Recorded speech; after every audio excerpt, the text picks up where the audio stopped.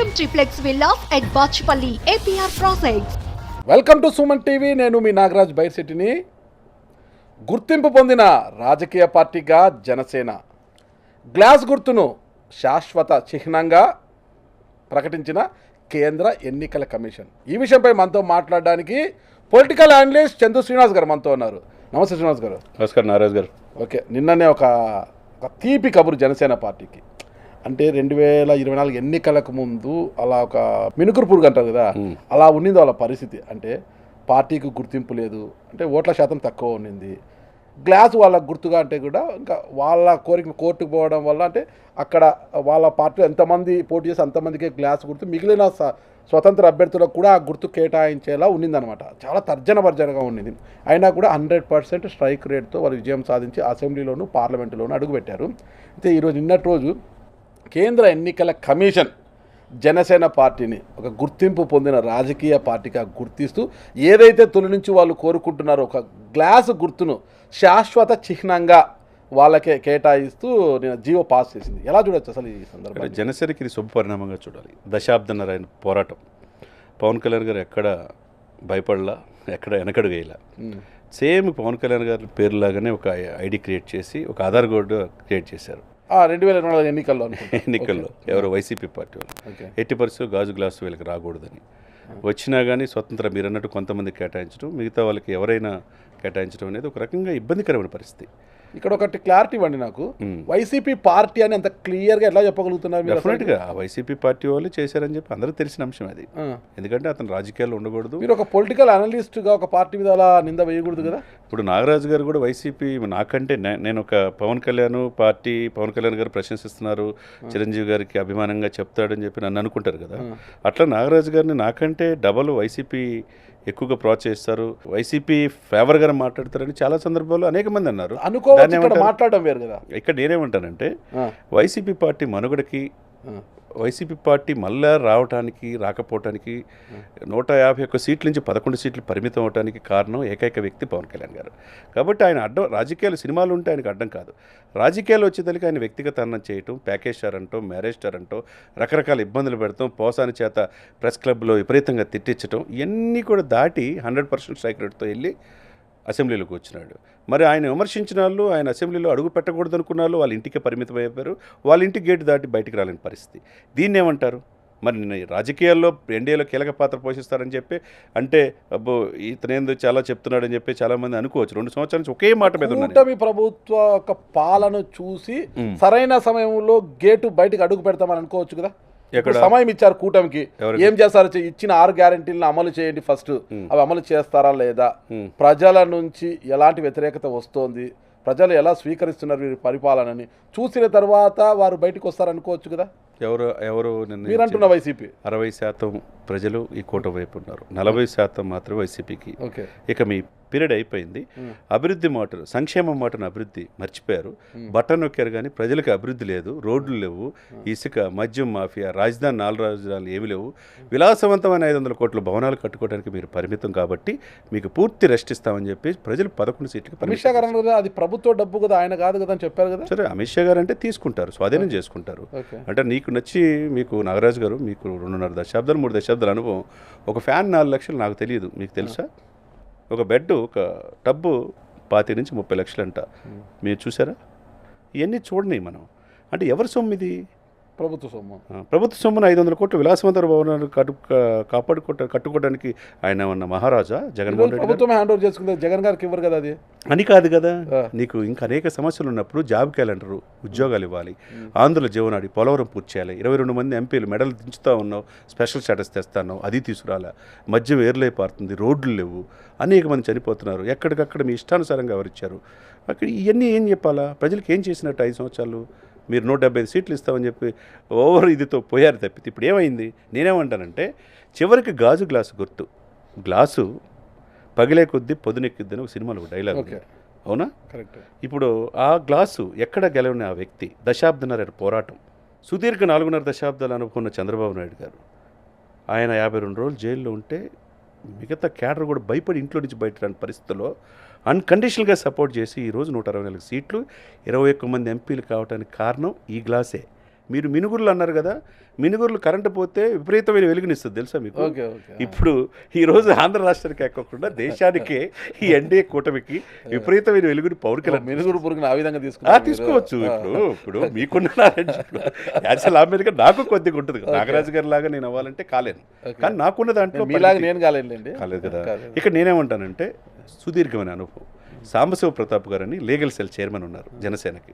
Day 1 నుంచి ఈ గుర్తు కోసం పాటుపడుతున్న వ్యక్తి, ఒక అడ్వకేట్, సీనియర్ అడ్వకేట్, ఈరోజు అడిషనల్ అడ్వకేట్ జనరల్ అయ్యాడు. ఆయన పోరాటం ఏది, ఆయన్ని ఈ సందర్భంగా చెప్పాలి. అదే సమయంలో ఈ గుర్తు రాకుండా ఉండటానికి ఎన్ని రకాల ప్రయత్నాలు చేసినా ఎలక్షన్ కమిషన్ అనేది నాగరాజు గారు 324 ఆర్టికల్ ప్రకారం ఏర్పడింది. అది రాజ్యాంగబద్ధంగా ఏర్పడిన పోస్ట్. అది ఏంది, జనంలో ఎంతవరకు ఉన్నారు వీళ్ళు, ఎంత పర్సెంటేజ్ ఆఫ్ ఓట్లు వస్తున్నాయి, వీళ్ళకి రికగ్నైజ్ ఇవ్వాలా లేదని నిర్ణయించేది వాళ్ళు. మరి ఆ టైంలో 2014లో ఎన్ని ఓట్లు వచ్చినాయి, 2019లో ఎన్ని వచ్చినాయి, 2024లో ఎన్ని వచ్చినాయి వీళ్ళు తెలుసు కదా. మీరు 100% స్ట్రైక్ రేట్ చూశారు, 21 ఈ 2 ఎంపీలు కూడా చూశారు కదా. ఇంకేం కావాలి ప్రజలకి? వాళ్ళకి కావాల్సిన ఎలక్షన్ కమిషన్కి ఎప్పుడు ఏది కావాలో వీళ్ళు సమర్పించారు. వీళ్ళు అవరోధాలను అధికమైనవి, సుప్రీంకోర్టులో వేశారు, హైకోర్టులో వేశారు, కేసేసి గాజు గ్లాస్ గుర్తు వీళ్ళది కాదని చెప్పేసి అనేక రకమైన పేర్లు క్రియేట్ చేసి రకరకాల ప్రయత్నం చేసినా ఈరోజు అన్నీ కూడా పటాపంచలేని. అంటే న్యాయం అనేది ఒకటి ఉంటుంది sir. Success there is no short cuts.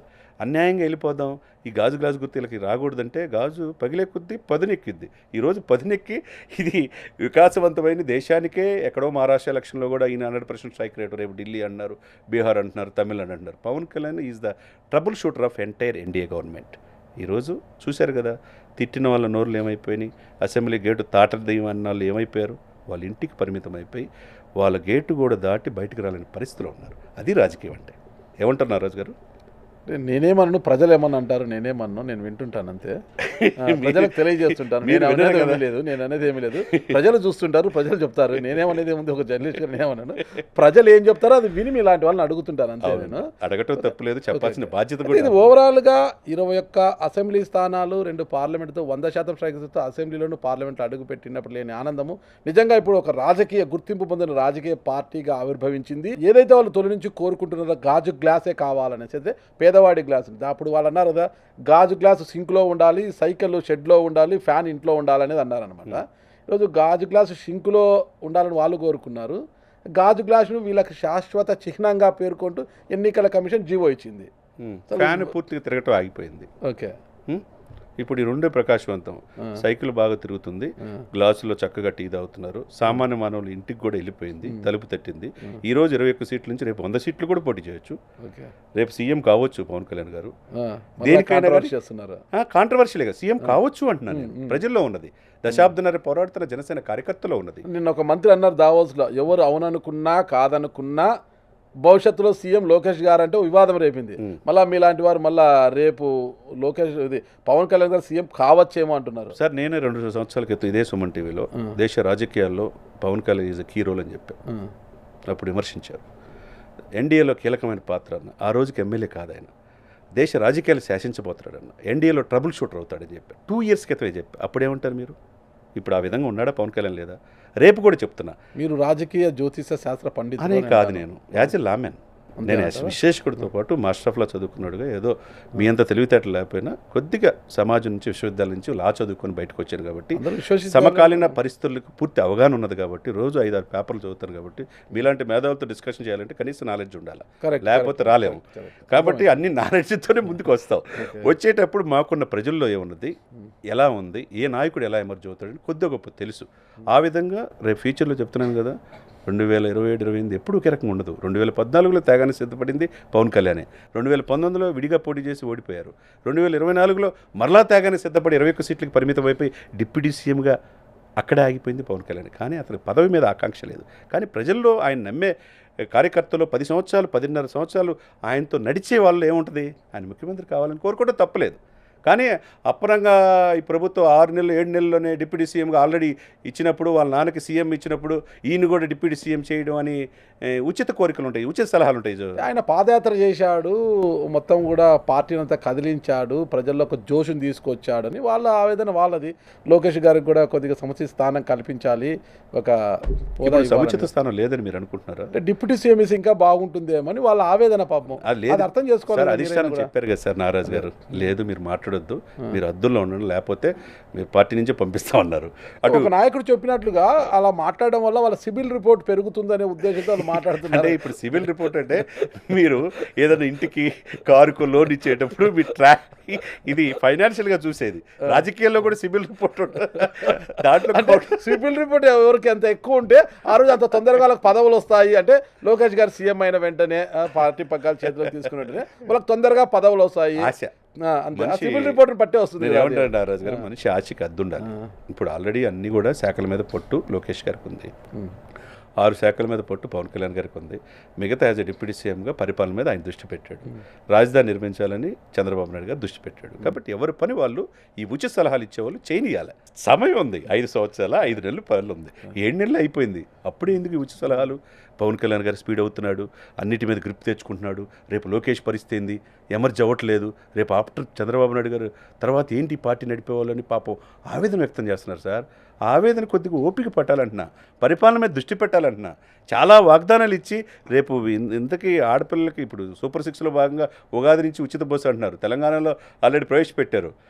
ఆ మహిళల ఆకర్షించడానికి ఆ బస్సు కూడా ప్రవేశపెట్టాలి. తెలంగాణలో అన్ని బస్సులు వస్తే ఒకటేసారి వస్తున్నాయంటే రాకపోతే ఏమి రావడం లేదంటే బస్సులు ఆవేదన కూడా ఉంది. అది కూడా అర్థం చేసుకోవాలి. అదే సమయంలో మంత్రిమండలి ఆంధ్రప్రదేశ్ నుంచి వచ్చి ఏ లోపాలు ఏమి ఎట్లా చేస్తున్నారు ఇక్కడ చూశారు, కర్ణాటకలో చూశారు. కాబట్టి లోపాలు ఏమి లేకుండా ఏదైతే హామీ ఇచ్చారో సూపర్ 6లో భాగంగా ఉచితంగా మహిళలకు ఇవ్వాల్సిందే బస్సు ప్రయాణం. అదేవిధంగా జాబ్ క్యాలెండర్ కూడా ప్రకటించాల్సిందే, రైతులకు ఏ విధంగా బెనిఫిట్ చేయాల్సిందే. ఇవన్నీ మనం చూస్తున్నాం కదా. పెంచిన పెన్షన్స్ గత 6 మాసాలు 1వ తారీఖు కల్లా ఇస్తున్నారా లేదా ఆంధ్రప్రదేశ్లో, 5వ తారీఖు లోపు జీతం పడుతుందా లేదా ఉద్యోగుల్లో, ఇవి చూడాలి. మెరుగైన సదుపాయాలు అంతకంటే ఇప్పుడు సంక్రాంతికి వెళ్ళిన వాళ్ళు చాలామంది రోడ్లు బాగున్నాయి గత 5 సంవత్సరాల కన్నా అంటున్నారా లేదా, ఇవన్నీ మనం చూడాలి సార్. కాబట్టి అభివృద్ధి మీద దృష్టి పెట్టాలి. తీర ప్రాంతం ఉంది, పరిశ్రమలు రావాలి, ఫుడ్ ప్రాసెసింగ్ యూనిట్స్ రావాలి. దీనికి సలహాలు ఇస్తే బాగుంటుంది. ఎవరైతే వీళ్ళు కావాలి, లోకేష్ గారు ఈ పదవి కావాలి, ఇది కావాలని చెప్పేవాళ్ళు రాబోయే 5 సంవత్సరాలు ఆంధ్రప్రదేశ్ ఏ విధంగా ముందుకెళ్ళాలి. ఫైనల్గా ఒకటే, 2024 ఎన్నికలకు ఒక చిన్న పార్టీగా ఉన్న జనసేన పార్టీ ఈరోజు గుర్తింపు పొందిన రాజకీయ పార్టీగా ఆవిర్భవించింది ఎన్నికల కమిషన్ జీవోతో. గ్లాసు గుర్తును కేటాయించేశారు. ఇక భవిష్యత్ కార్యాచరణ ఎలా ఉండబోతుంది అంటారు? భవిష్యత్తులో గ్రాస్ రూట్ లెవెల్లో జనసేన పార్టీ ముందుకెళ్ళింది. రేపు నెక్స్ట్ మంత్ నుంచి ఆయన 14 రోజులు ప్రజల్లో ఉంటున్నాడు. యాజ్ ఎ డిప్యూటీ సీఎం కానీ కాకుండా ప్రజల గురించి, ప్రజల మనసులో ఏదుందో తెలుసుకోవడానికి అక్కడే పల్లె నిద్ర చేస్తున్నాడు. ఆయనతో పాటు మొత్తం యంత్రాంగం కూడా చేస్తుంది. అంటే ఆయనతో పాటు యంత్రాంగం అంటే యాజ్ ఎ డిప్యూటీ సీఎం పేషీనే కాకుండా గ్రామీణాభివృద్ధి, పంచాయతీరాజు, తర్వాత అటవీ శాఖ, సైన్స్ అండ్ టెక్నాలజీ, గ్రామీణ నీటిపారుదల, అన్ని శాఖలు చేస్తున్నాయి. అంటే కాబట్టి ప్రజల్లో ఏదన్నా తెలుసుకోవటం దేశ చరిత్రలో ఏ డిప్యూటీ సీఎం చేయలే ప్రయత్నం. 13,336 గ్రామాల్లో గ్రామ సభలు ఎలా అయితే పెట్టాడో, వరల్డ్ రికార్డ్ సాధించాడో, రేపు 14 రోజులు ప్రతి నెల ప్రజల్లో ఉండబోతున్నాడు. ఈ ప్రయత్నం ఎవరు చేయాల. దాంతో పార్టీని ఇప్పుడే ఆల్రెడీ 30 లక్షల సభ్యత్వం ఉంది. టీడీపీకి 1 కోటి సభ్యత్వం చేరింది. రేపు దాన్ని 50 లక్షలు తీసుకెళ్తానికి జనసేన ప్రయత్నం చేస్తుంది. పార్టీ ఇప్పుడు 21 సీట్లు ఉన్నాయి కదా అని చెప్పి 21కి పరిమితం కాదు. ఆ పార్టీ కూడా మనుగడ రేపు 170 స్థానాలు చేయాలని ఉంటుంది. రేపు పెరగవచ్చు, 220 స్థానాలు పెరగవచ్చు. ఏదైనా కానీ పార్టీ ఉనికి కోసం పార్టీని గ్రాస్ రూట్ లెవెల్లో తీసుకెళ్ళడానికి ఈ గాజు గ్లాసు ఇప్పుడు ఈ జీవో ఇవ్వటం అనేది వీళ్ళకి మంచి ఊరటగా, అత్యంత సంతోషాన్ని ఇచ్చే ఇదిగా మనం చూడొచ్చు అనమాట. ఇంకా చూద్దాం జనసేన యొక్క సంభ్రమాచర్యాలు కావచ్చు, సంతోషంగా ఎలా ఉంటుంది. జనసేన పార్టీకి, రాజకీయ పార్టీకి గుర్తింపు రావడం వైసీపీ ఎలా చూస్తుంది అనేది కూడా వేచి చూద్దాం. థ్యాంక్ యూ శ్రీనివాస్ గారు, నమస్తే అండి. నమస్కారం.